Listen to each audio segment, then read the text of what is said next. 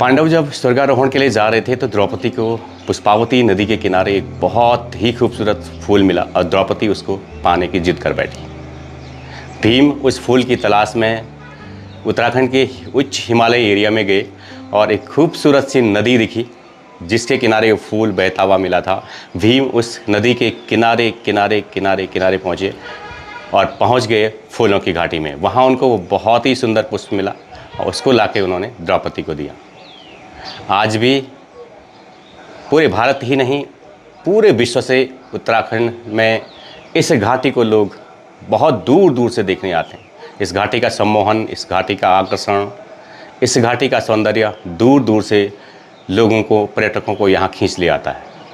नमस्कार साथियों, मैं हूँ आपका होस्ट एंड दोस्त हिमालय प्रेमी। स्वागत है उत्तराखंड की विश्व विरासत फूलों की घाटी से।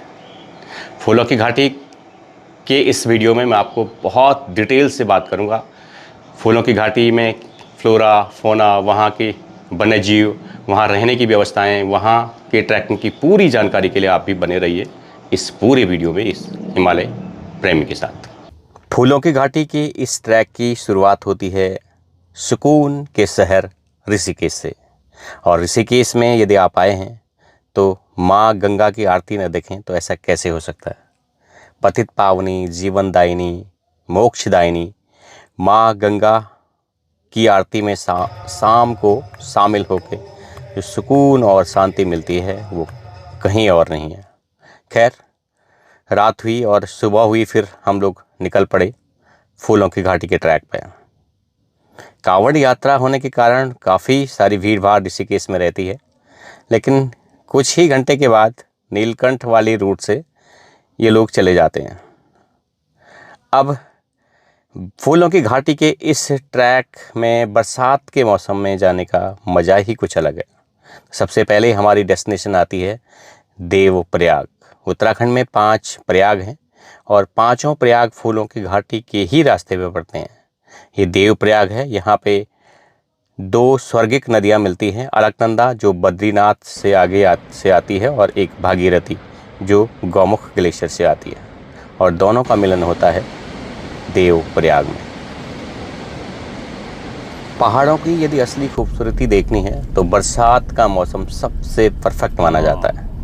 बरसात में पहाड़ बहुत खूबसूरत हो जाते हैं। खैर, चलते चलते अब हमारा दूसरा डेस्टिनेशन आएगा रुद्रप्रयाग, जहाँ पे मिलती है अलकनंदा जो बद्रीनाथ अलकापुरी ग्लेशियर से आती है और मंदाकिनी जो केदारनाथ से आती है। यही 2 नदियाँ यहाँ पे मिलती हैं और ये बनता है रुद्रप्रयाग।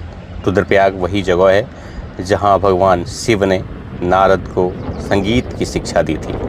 रुद्रप्रयाग के बाद तीसरा जो संगम है वो आता है नंदप्रयाग। महाराजा नंद को समर्पित यहाँ पे 2 नदियों का संगम है, नंदाकिनी और अलकनंदा का। रास्ते में वैसे रुद्रप्रयाग के बाद एक प्रयाग और था, कर्णप्रयाग, जहाँ पे पिंडर और अलकनंदा नदियों का संगम था, लेकिन रास्ता कब गुजर गया पता ही नहीं चला और हम सीधे पहुँच गए ज्योतिर्मठ। ज्योतिर्मठ यानी कि जोशीमठ, जिसका अब अपभ्रंश नाम जोशीमठ हो गया है। शंकराचार्य जी ने ये 4 मठ बनाए थे, शारदा मठ, श्रृंगेरी मठ, गोवर्धन मठ और हिमालय में ज्योतिर्मठ। एक खूबसूरत हिल स्टेशन है। ज़्यादातर लोग यहीं रुकते हैं जो वैली ऑफ फ्लावर आते हैं, और उसके बाद सुबह अर्ली मॉर्निंग यहाँ से 22 किलोमीटर के डिस्टेंस के साथ आगे बढ़ते हैं गोविंद घाट तक। गोविंद घाट तक गाड़ी जाती है और उसके बाद उसी रास्ते में गोविंद घाट से पहले मिलता है 5वां जो प्रयाग है विष्णुप्रयाग, अलकनंदा और धौली नदी के पवित्र संगम पे।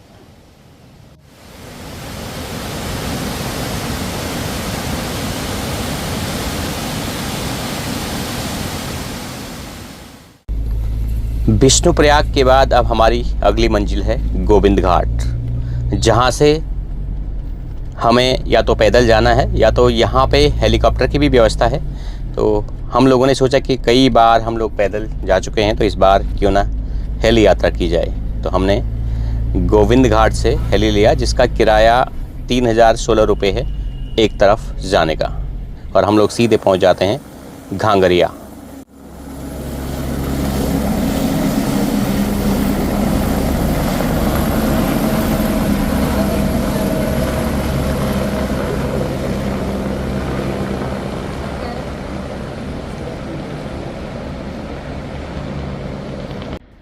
हेलीपैड पे लैंड करते ही सामने हमें मिली है बहुत सारी प्राइवेट कैंप साइट। यदि आप कैंप में रहना चाहते हैं, कैंपिंग का मज़ा लेना चाहते हैं तो आप यहाँ पे भी रुक सकते हैं, लेकिन हमें तो निकलना है घांगरिया में प्रॉपर। हमारी वहाँ पे बुकिंग है GMBN में। हमारे पास काफ़ी सारा इनफ टाइम था क्योंकि हम लोग 10 बजे के करीब यहाँ पहुँच गए हैं। तो हम लोग सोच रहे हैं कि घांगरिया के अगल बगल जो भी डेस्टिनेशन है, जो भी साइट सीन है, उसके अगल बगल देखा जाए। तो हम लोग पास में, बिल्कुल पास में ही एक झरना है, वहाँ पे आ गए।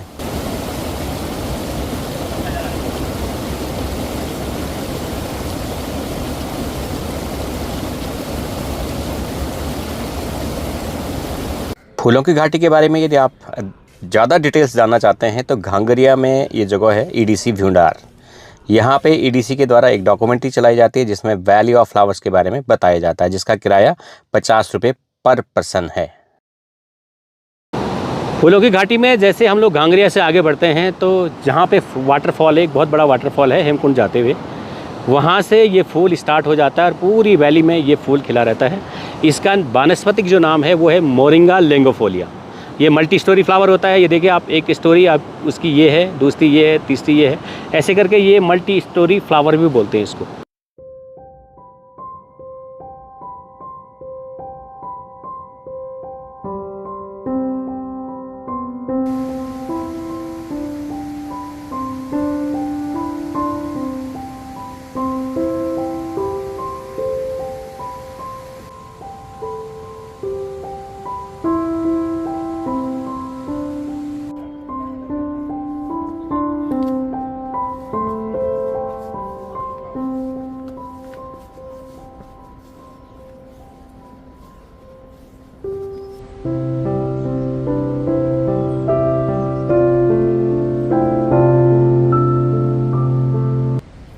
घांगरिया से 1.5 किलोमीटर हम लोग चल गए हैं फूलों की घाटी की ओर। और ये जो पूरा एरिया है 1-1.5 किलोमीटर, जहाँ से पुष्पावती नदी शुरू होती है और उससे पहले तक इस पूरे एरिया में ज़्यादातर ब्लू पॉपी ही मिलते हैं।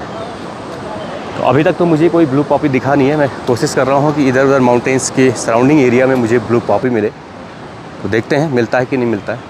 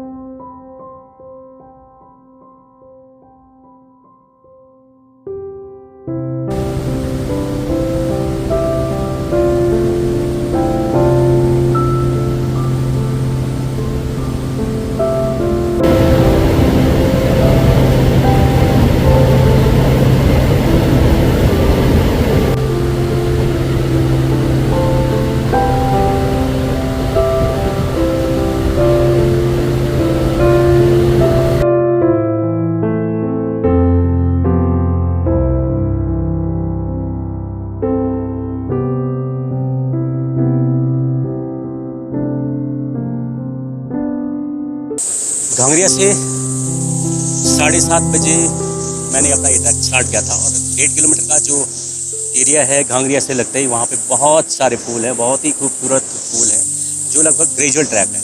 जैसे पुष्पावती नदी का ब्रिज आता है और ब्रिज के बाद हल्की सी चढ़ाई है, हल्की सी क्या ठीक ठाक चढ़ाई है, सलामी चढ़ाई भी बोलते हैं इसको। और ये जो चढ़ाई है ये 1.5 किलोमीटर की है। 1.5 किलोमीटर के बाद जब ये चढ़ाई खत्म हो जाएगी तो इसके बाद एक ग्रेजुअल ट्रैक और आएगा और उसके बाद सीधे दर्शन होंगे वैली ऑफ फ्लावर्स के।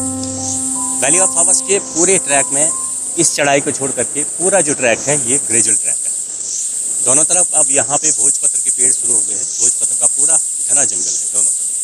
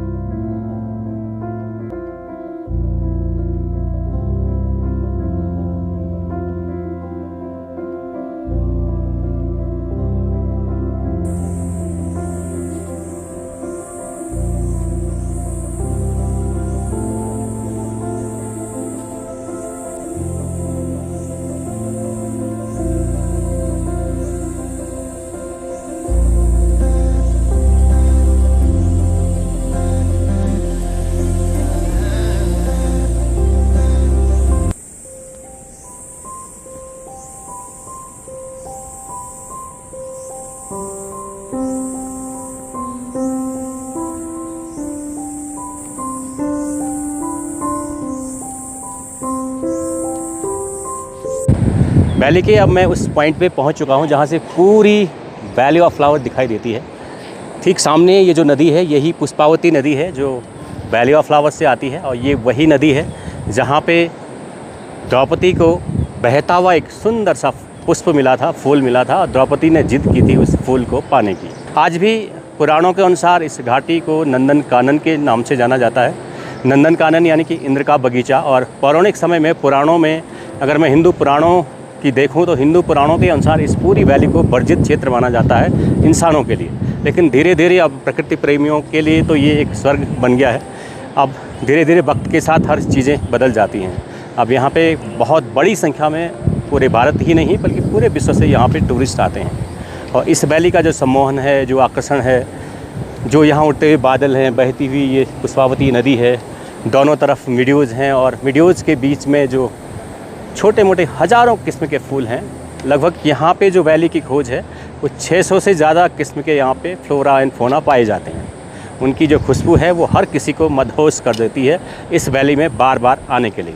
और ऐसा भी माना जाता है कि हर 15 दिन में फूलों की घाटी अपना रंग बदलती है। अभी मैं 15 दिन पहले यहाँ पे आया था, तो अब मैं देखूँगा कि 15 दिन में क्या चेंज हुआ है, और फिर 15 दिन के बाद मैं फिर दोबारा इस वैली में आऊँगा, देखूँगा कि 15 दिन के बाद कौन से फ्लोरा फोना ऐसे हैं जो हर 15 दिन में चेंज हो जाते हैं।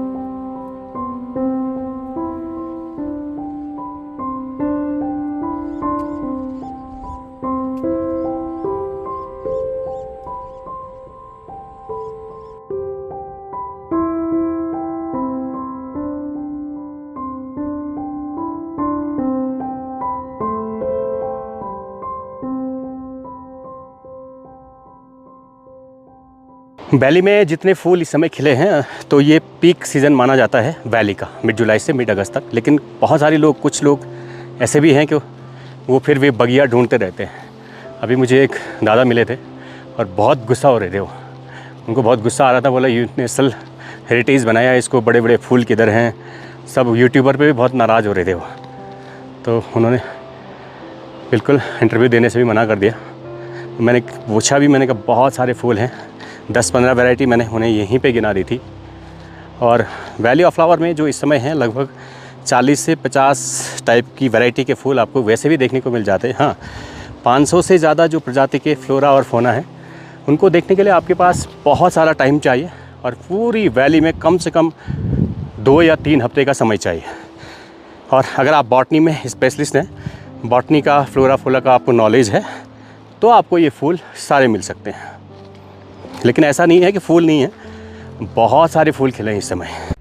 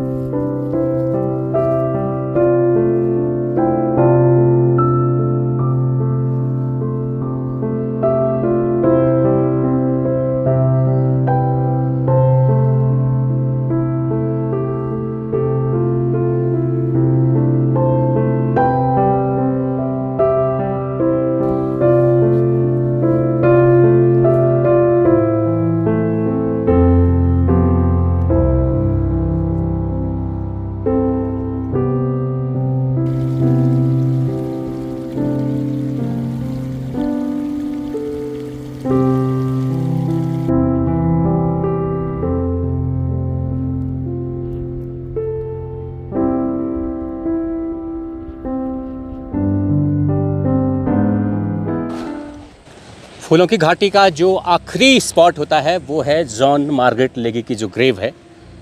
यहाँ तक ज़्यादातर लोग यहीं तक आते हैं और यहाँ से फिर वापस लौट जाते हैं, क्योंकि एक दिन का समय होता है वैली ऑफ फ्लावर्स में घूमने के लिए। और यदि आप बॉटनिस्ट हैं, अगर आप फ्लोरा फोना में इंटरेस्ट रखते हैं, तो एक दिन का टाइम मैं मानता हूँ कि बहुत कम होता है। और अगर आप कंटेंट क्रिएटर हैं तो एक दिन का टाइम तो कुछ भी नहीं होता है। फूलों को शूट करना है, बादलों को शूट करना है, नदियाँ हैं, झरने हैं, बहुत सारी चीज़ हैं कि लगता है कि यार यहाँ पे कम से कम अगर एक हफ्ते का समय मिलता तो ज़्यादा अच्छा था। फाइनली मैं पहुँच चुका हूँ जॉन मार्गरेट लेगी की ग्रेव पे। फूलों की घाटी की जब खोज हुई और जब यहाँ पे फ्रैंक एस स्मिथ ने बुक लिखी द वैली ऑफ फ्लावर, तो वैली ऑफ फ्लावर्स की जो किताब थी उसने इस पूरी घाटी को विश्वविख्यात कर दिया। भारत ही नहीं अपितु तो विदेशों से भी लोग यहाँ आने लगे और इस घाटी का सम्मोहन, इस घाटी का आकर्षण इतना अत्यधिक था कि देखते ही देखते यहाँ हज़ारों लाखों लोग आने लगे। लेकिन फ्रैंक एस स्मिथ की जो बुक थी वो तथ्यपरक जानकारी के लिए अपूर्ण थी। साइंटिफिक नॉलेज के लिए यहाँ पे इंग्लैंड से, रॉयल बॉटनिकल गार्डन से बॉटनी की जो प्रोफेसर थी जॉन मार्गरेट लेगी, वो यहाँ पे आई और फूलों पे रिसर्च करने लगी। एक दिन चट्टान पे फूलों को इकट्ठा करते करते अचानक उसका पैर फिसला और वो हमेशा के लिए इसी खूबसूरत घाटी में सो गई, यानी कि उसकी डेथ हो गई। उसकी बहन यहाँ पे आई जुलाई 14, 1939। मेरी दृष्टि हिमालय के उन शिखरों पे जाएगी जहाँ से मुझे मुक्ति आई है। आज भी प्रकृति प्रेमी यहाँ तक आते हैं और 2 फूल यहाँ पे चढ़ा करके जॉन मार्गरेट लेगी को सच्ची श्रद्धांजलि अर्पित करके वापस इस घाटी को अलविदा कहते हैं। लेकिन इस घाटी का सम्मोहन, आकर्षण उनके दिलो दिमाग में छा जाता है और बार बार मन करता है कि हर साल एक ना एक बार वैली ऑफ फ्लावर दोबारा जाए।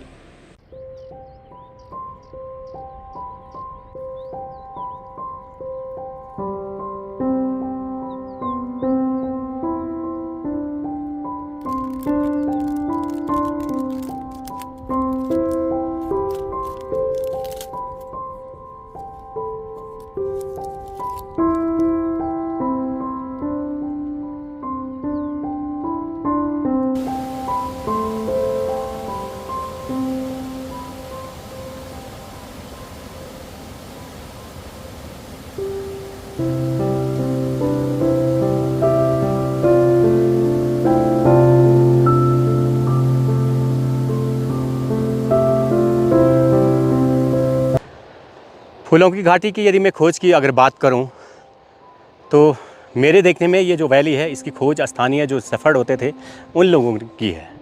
जोशीमठ घाटी के जितने भी गांव हैं, चाहे वो भ्यूंडार है, चाहे पुलना है, चाहे जोशीमठ घाटी के जितने भी और गांव हैं, बहुत सारे गांव हैं, मुझे तो नाम याद भी नहीं इतने गाँवों का, लेकिन उन गाँवों में प्राचीन समय में जो रोजी रोटी का माध्यम था वो पशुपालन था। पशुपालन में लोगों की हज़ारों की संख्या में एक एक आदमी के भेड़, बकरियां, घोड़े, खच्चर होते थे और उन्हीं से उनकी रोजी रोटी चलती थी। तो जो गांव में शेफर्ड होते थे वो लोग इस एरिया में आते रहते थे। उनके लिए ये वैली वेल नोन थी, अनभिज्ञ नहीं थे वो इस वैली से, वो अच्छी तरह परिचित थे। यही नहीं, इससे आगे गुप्तखाल, बद्रीनाथ, हिमालयन के जो हाई माउंटेन्स मीडियोज़ हैं वहाँ पे जब भी आप जाएंगे तो आपको शेफर्ड ज़रूर मिलेंगे उस एरिया में। तो शेफर्ड के लिए ये वैली वेल नोन थी। वैली की जो खोज है उसका एक इंसिडेंट है। प्रसिद्ध जो पर्वतारोही थे और बॉटनिस्ट थे जिन्होंने वैली ऑफ फ्लावर बुक लिखी, फ्रैंक एस स्माइथ और आर.एस. होल्ड्सवर्थ, और उनके एक साथी और थे। जब वो कामेट पर्वतारोहण करके वापस लौट रहे थे तो वो रास्ता भटक गए और रास्ता भटक करके उन्होंने कहीं और से जाना था और वो पहुंच गए इस घाटी के किनारे एक छोर पे। दूसरे दिन जब मौसम एकदम बादल थे और दूसरे दिन जब बादलों का पूरा कोहरा हटा, बादलों की जो चादर थी वो हटी, मौसम साफ़ हुआ और वैली का जो सम्मोहन उन्होंने देखा तो वो एकदम उस सम्मोहन को देख करके आकर्षित हो गए। इतना सम्मोहन उस वैली में था, चारों तरफ से फूल ही, रंग बिरंगे फूल, झरने, बगल से बहती हुई एक नदी और कई 100 स्क्वायर फीट में फैला हुआ बुग्याल। फ्रैंक एस स्माइथ कई दिन यहाँ पे रुके और वापस चले गए। दोबारा इस वैली का जो सम्मोहन था, जो आकर्षण था, वो फ्रैंक एस स्माइथ को 1937 में दोबारा इस घाटी में खोज लाया और उन्होंने प्रसिद्ध बुक लिखी द वैली ऑफ फ्लावर, यानी कि फूलों की घाटी। फूलों की घाटी की जब बुक प्रकाशित हुई तो उस बुक की जो फेमस थी, जो उस बुक की फेम थी, जो उसकी प्रसिद्धि थी, उसने इस वैली को विश्वविख्यात कर दिया। उस समय देश ही नहीं विदेशों से भी हज़ारों की संख्या में फिर टूरिस्ट यहाँ आने लगे और आज भी ये वैली जो लोग ट्रैक करते हैं उनके लिए फर्स्ट बकेट लिस्ट में नंबर 1 पे होती है वैली ऑफ फ्लावर, क्योंकि यहाँ की जो खूबसूरती होती है अपने मोह पास में बांध देती है। मंत्र मुग्ध हो जाते हैं जो भी इस वैली में आते हैं।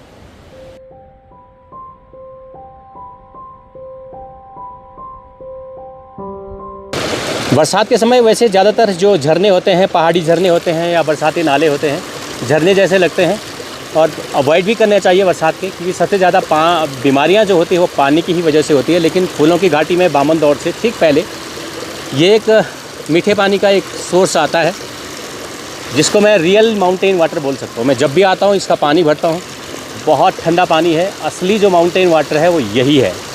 और जब फूलों की घाटी से हज़ारों फूलों की जड़ों से बहता हुआ पानी, उनके परागकणों से बहता हुआ पानी, माउंटेन्स की जो मेडिकेटेड ग्रास है उनसे बहता हुआ जब पानी आता है ना, तो असली जो मिनरल वाटर होता है वो असली मिनरल वाटर यही होता है। आप जब भी वैली ऑफ फ्लावर आए तो यहाँ पे पानी फिल कर दीजिए और ये आते जाते हुए पानी पीते रहिए, उससे आपकी एनर्जी बढ़ती रहेगी।